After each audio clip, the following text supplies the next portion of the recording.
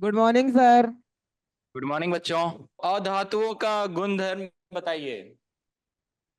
Sir ये भिन्न रंगों की होती है। ये गुड। ताप और विद्युत की कुचालक होती है। ये चमकीली नहीं होती है। ये प्रतिध्वनि पूर्ण भी नहीं होती है। ये गुड। अगाध वर्धीय नहीं होती है और ना ही ये तन्य होती है। गुड। ये भंगुर होती है। और सर उदाहरण भी है। हाइड्रोजन, उदाहरण में ऑक्सीजन, क्या है? Hydrogen, oxygen, iodine, carbon. Carbon. Yes sir. ठीक है, ब्रोमीन भी हो सकता है, क्लोरीन भी हो सकता है। ठीक है। तो अब हम लोग उपधातु की परिभाषा लिखेंगे। कुछ तत्व जो धातु और अधातु के बीच के गुणों को दर्शाते हैं उन्हें उपधातु कहा जाता है। उन्हें उपधातु कहा जाता सर आप कौन सा चैप्टर पढ़ा रहे हैं? चैप्टर 2। है। Chapter thank you sir. अभी हम लोग चैप्टर 2 पे ही हैं। ठीक है। कैसे लिखना है? बोरॉन हो गया, सिलिकॉन। सिलिकॉन हो गया, जर्मेनियम हो गया। ठीक है। जो जो लिख रहे हैं वो लिखने पे ध्यान दीजिए। और जो लिख लिए हैं हम पिछले वाला रिवाइज करते हैं तब तक। धातुओं के गुणधर्म में क्या था? ये चमकीला होता है। ये चांदी जैसा सफेद या सोने की तरह पीले रंग की होती है। ये ताप तथा विद्युत की सुचालक होती है, यानी कि उसमें करंट पास करेंगे तो करंट पास करेगा। हाँ, घर पे खाना बनाते हैं तो लोहे का ही बर्तन होता है। ठीक है। ये तन्य होती हैं, यानी कि इसे हम तार के रूप में बना सकते हैं। आप चुप रहो। ठीक है। सर ये अघात वर्ध्य होती है, यानी कि पतला सा सीट बना सकते हैं जिससे हम लोगों का क्या बनता है? चादरों। चा, चादर नहीं बनता है। ठीक है, पतला सा सीट बना के हम लोग क्या करते हैं?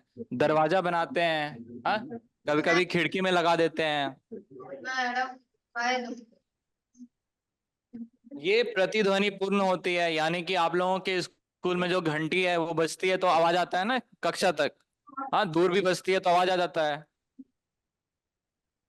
तो एग्जाम्पल, उदाहरण में क्या था? सोना, चांदी, लोहा, तांबा, सोडियम, पोटेशियम, ये सब धातु के उदाहरण हैं।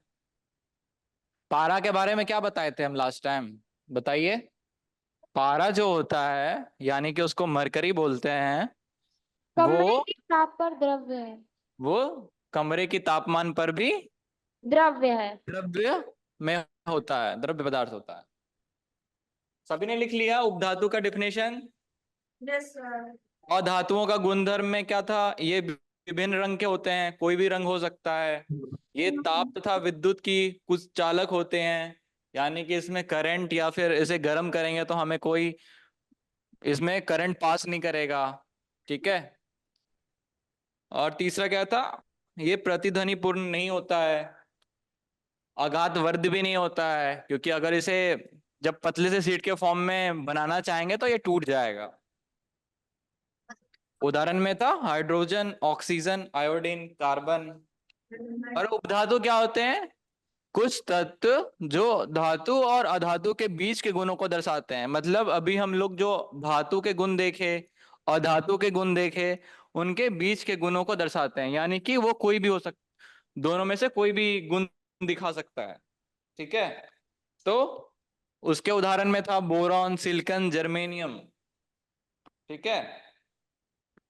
तो अब नेक्स्ट लिखेंगे हम लोग, जो कि आपके बुक में लिखा हुआ है। तत्वों की संख्या 100 से अधिक है। इसमें से 92 तत्व प्रकृति और बाकी जो है वो मानव ने बनाए हैं। ठीक है। कितने तत्व मानव ने बनाए हैं? प्राकृतिक रूप से कितने तत्व मौजूद हैं बताइए? 92। 92। जिसमें से 11 तत्व जो हैं वो कमरे के तापमान पर गैस के फॉर्म में होते हैं। तो ये लिख लीजिए। तो पहला लिखेंगे हम लोग 100 से अधिक तत्व। 100 से अधिक तत्वों का ज्ञात हुआ है। जिसमें से क्या है 92 तत्व जो है वो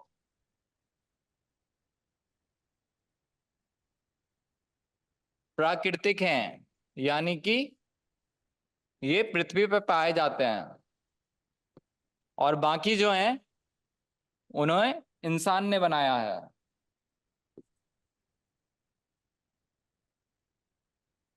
और आगे की कक्षा में जब हम लोग चैप्टर 3 और चैप्टर 4 में पहुंचेंगे तब जानेंगे कि इंसान ने कैसे बनाया है इसे। तो आगे हम लोग पढ़ेंगे कि एटम जो होता है वो इलेक्ट्रॉन और प्रोटॉन से मिलकर बना होता है। अगर हम इलेक्ट्रॉन और प्रोटॉन की संख्या में छेड़छाड़ करेंगे तो हम नए तत्वों का निर्माण कर सकते हैं। ठीक है। Yes sir. और दूसरा लिखें, अधिकतर तत्व ठोस होते हैं। तीसरा लिखेंगे 11 तत्व जो कि कमरे के तापमान पर गैस के अवस्था में होते हैं। Yes sir. ठीक है, सभी ने लिख लिया? Yes sir. नोट हो गया। नोट हो गया ना? तो नेक्स्ट Yes, लिखेंगे हम sir. लोग दो तत्व, और ये सब चीज सभी को याद रखना है, कितने तत्व मौजूद हैं, कितने तत्व गैस के फॉर्म में होते हैं। ठीक है, तो दो तत्व यस सर। जो कि हैं पारा यानी कि मरकरी मरकरी। और ब्रोमीन, ब्रोमीन। शॉर्ट फॉर्म में बीआर भी लिख सकते हैं, यस सर। जो कि हैं ब्रोमीन और Yes, पारा, कमरे के तापमान पर द्रव्य होते हैं। चौथा पॉइंट लिखेंगे गैलियम और सीजियम। Gallium caesium. तत्व जो कि कमरे से थोड़े, कमरे का तापमान कितना होता है केल्विन में बताइए सभी? डिग्री सेल्सियस में अगर 25 डिग्री होता है तो केल्विन में क्या होगा बताइए? 303। 303 केल्विन। गुड, 303 कैलोरी होगा। 303 कैलोरी कैसे होगा? अगर हम किसी भी स्केल को यानी कि केल्विन को अगर डिग्री सेल्सियस में बदलते हैं तो किसमें जोड़ते हैं? 273 से। 273। तो रूम टेम्परेचर यानी कि कमरे का तापमान केल्विन में क्या होगा? 273 प्लस 25। कमरे का तापमान 25 डिग्री सेल्सियस। ठीक है, अगर उसे केल्विन में बदलना है तो 273 प्लस 225 करना, प्लस 25 करेंगे तो 298 आ जाएगा। Yes sir. और ये कितना है? 303 केल्विन, यानी कि 30 डिग्री सेल्सियस पे गैलियम और सीजियम ये दोनों तत्व भी द्रव की अवस्था ले लेते हैं। 303 केल्विन को डिग्री सेल्सियस में कन्वर्ट करिए आप लोग तब तक।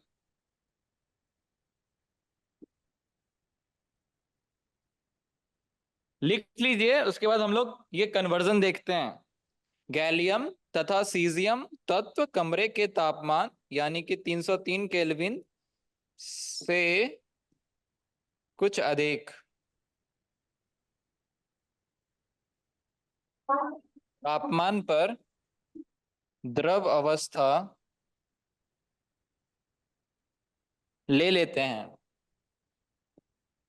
जैसे पानी को फ्रिज में रखेंगे 0 डिग्री सेल्सियस के नीचे तो बर्फ के फॉर्म में होता है, यस सर। बर्फ की अवस्था में होता है। जैसे ही उसे बाहर निकालते हैं तो रूम टेम्परेचर कितना होता है? 25 डिग्री सेल्सियस, तो पिघलने लगता है। Yes sir. उसी तरह यहाँ पे भी है, गैलियम और सीजियम तत्व को अगर 30 डिग्री सेल्सियस यानी कि 303 केल्विन पे रखेंगे जो कि कमरे की तापमान से 5 डिग्री ज्यादा है, तो वो क्या हो गया? द्रव के अवस्था में आ जाएगा।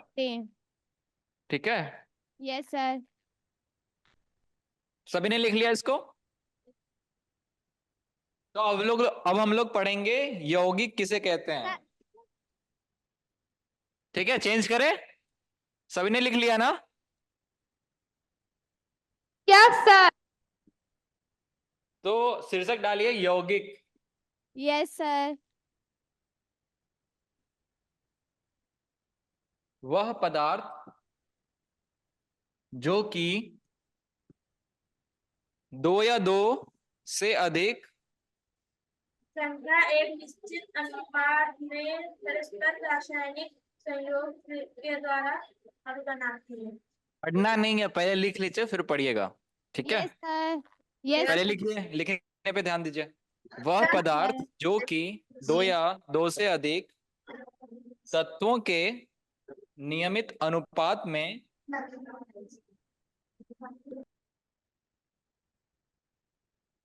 ठीक है, वह पदार्थ जो कि दो या दो से अधिक तत्वों के नियमित अनुपात में रासायनिक तौर पर संयोजन से बना है।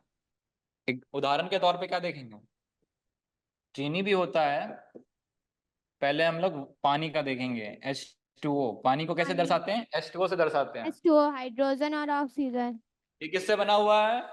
हाइड्रोजन और ऑक्सीजन से। हाइड्रोजन और ऑक्सीजन से बना हुआ है, ठीक है? हाँ, हाइड्रोजन रूम टेम्परेचर पे क्या होता है? गैस के फॉर्म में होता है। बताइए। जैसे दुर्गा पूजा आने वाला है, लास्ट ईयर भी दुर्गा पूजा आया था, आप लोगों ने बैलून खरीदा होगा, ऐसा वाला बैलून जिसको पकड़ेंगे ऐसे तो हवा में ही रहता है, यस वो सर। हीलियम। रहता है ना? उसके अंदर कौन सा गैस रहता है? हीलियम। हीलियम भी रहता है। कभी कभी लोग हाइड्रोजन भी डाल देते हैं क्योंकि हाइड्रोजन सस्ता पड़ता है। Yes sir. आपको उस तरह के बैलून को आग के पास लेके नहीं जाना है, ठीक है? क्योंकि क्यों सर? हाइड्रोजन ज्वलनशील होता है, तो ब्लास्ट टाइप का करेगा, ठीक है? तो आप लोग जल भी सकते हैं। तो उसी तरह उदाहरण में बता रहे हैं, H2O हाइड्रोजन और ऑक्सीजन दोनों रूम टेम्परेचर पे क्या होता है? गैस के फॉर्म में होता है। Yes sir. होता है ना? लेकिन पानी क्या होता है? द्रव फॉर्म में। द्रव्य के फॉर्म में होता है, द्रव्य अवस्था में होता है। H2O द्रव की अवस्था में है।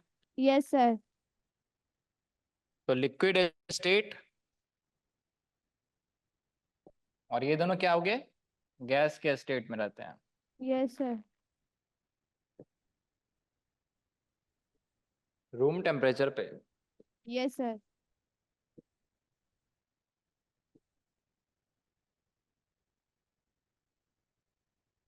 सभी ने लिख लिया?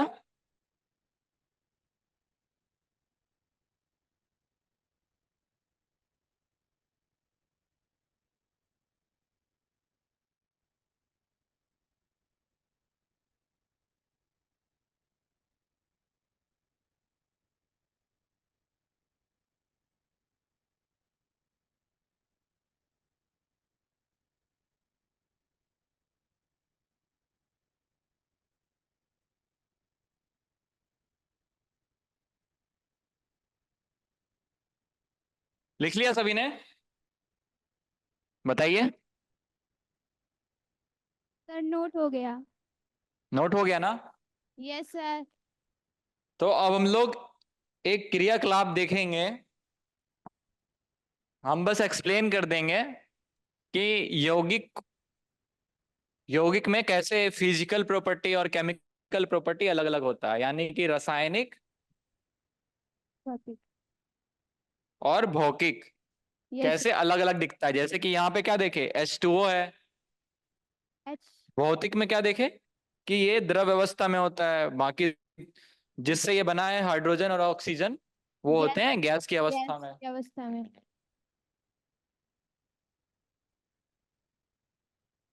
तो नेक्स्ट में है आप लोगों के क्रियाकलाप 2.4, 2.4।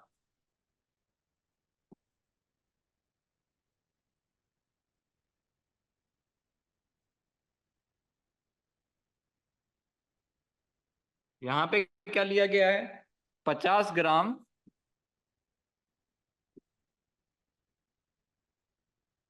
लोहे का चूर्ण।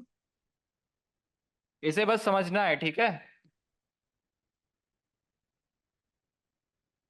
और 3 ग्राम सल्फर। सल्फर। पार्ट 1, यानी कि पहले हम क्या करेंगे? इन दोनों को बस मिला देंगे, यस सर। ठीक है? इन दोनों के पाउडर को मिला दीजिए, मिला देना है, ठीक है? Yes sir. दूसरे पार्ट में क्या करेंगे? पार्ट 2, ये जो मिला हुआ है लोहा प्लस सल्फर, इसको क्या करना है, गर्म करना है। ठीक है, यस सर। दूसरे में गर्म करेंगे, पहले वाले को सिर्फ मिला के ऐसे ही छोड़ देना है। जैसे हम लोग एग्जाम्पल देखे थे ना, मिट्टी में अगर चौक का चूर्ण मिलाएंगे तो वाइट रह जाता है, फिर मिट्टी का रंग रह जाता है, ऐसे दिखता है ना ऊपर ऊपर से ही। Yes sir. उसी तरह यहाँ पे भी दिखेगा, लोहा और सल्फर में जो पाउडर है मिला देंगे तो वो दिखेगा आपस में मिला हुआ। और हम लोग उसको अलग कर सकते हैं। कैसे अलग करेंगे बताइए? चंबुक से अलग कर सकते हैं ना। Yes sir. लोहा क्या होता है, चंबुक में चिपक जाएगा, यस सर, चुंबक। तो इस तरह से हम अलग कर सकते हैं उसको, कर सकते हैं ना। Yes sir. ठीक है, लेकिन जब हम लोहा और सल्फर को मिलाकर के गर्म करेंगे तो क्या होगा, लो अलग नहीं होगा तो सर। कुछ नया बन जाएगा। Yes sir. ठीक है, वो नया क्या बनेगा, आयरन सल्फाइड, जो कि होता है लोहा प्लस सल्फर, जिसको हम लिखते हैं iron Fe sulphide. Plus S, iron sulphide बनता है। गुड, आयरन सल्फाइड बनता है। तो हमें क्या बन गया, एक नया। तो अब जो नया पदार्थ बन गया, इसमें अगर चंबुक सटा के देखेंगे तो क्या होगा, लोहा निकल जाएगा उससे? No sir. नहीं निकलेगा ना। No sir. गुड।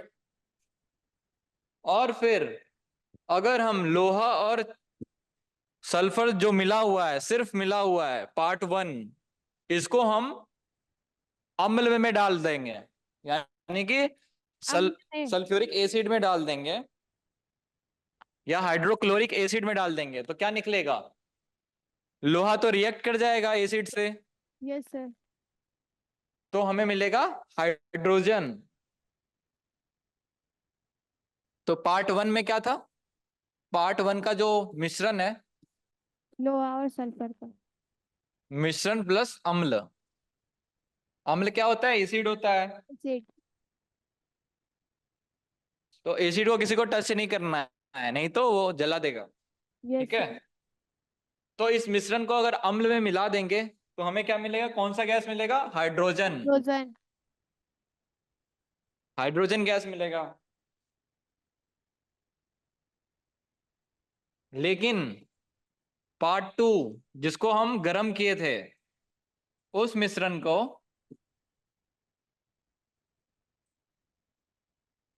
अम्ल में मिलाएंगे तो हमें क्या मिलेगा, हाइड्रोजन सल्फाइड। यस ठीक सर। है, यस सर। जो कि कैसे पता चलेगा कि हाइड्रोजन सल्फाइड है, वो सड़े हुए अंडे की तरह महकेगा, बहुत गंदा स्मेल करता है। Yes sir. पार्ट लिख लिया सभी ने, नो कि जब हम सर। लोग पहला पार्ट का मिश्रण और सेकंड पार्ट का मिश्रण अम्ल में मिलाएंगे तो हमें क्या मिलेगा,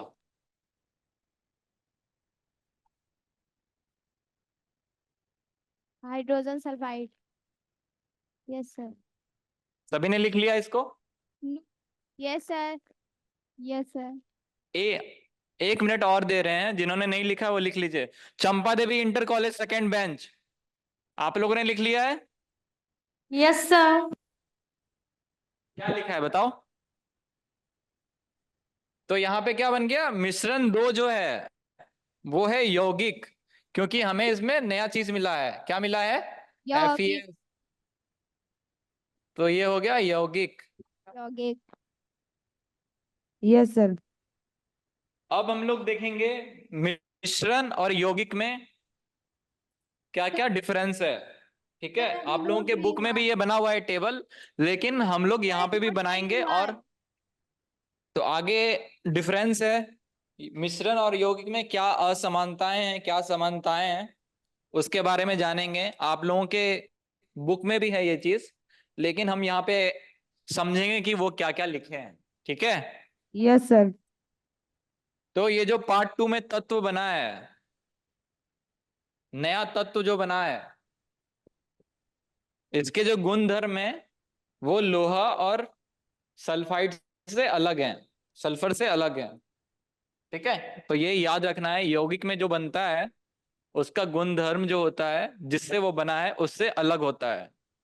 यस नोट हो गया सर। नोट हो गया ना? जैसे कि नो H2O के सर। बारे में जाने थे। पानी जो है वो द्रव की अवस्था में होता है, लेकिन वो हाइड्रोजन और ऑक्सीजन से बना हुआ है जो कि गैस की अवस्था में उपस्थित होते हैं। ठीक है, यस सर। बीच में एक लाइन खींच दीजिए। एक साइड मिश्रण, मिश्रण। दूसरे साइड हो गया यौगिक। पहला लिखेंगे तत्व या यौगिक केवल मिश्रण बनाने के लिए मिलते हैं, किंतु नए यौगिक का निर्माण नहीं करते। तत्व या यौगिक, यस सर। तत्व या यौगिक केवल मिश्रण बनाने के लिए मिलते हैं, किंतु किसी नए पदार्थ का निर्माण नहीं करते।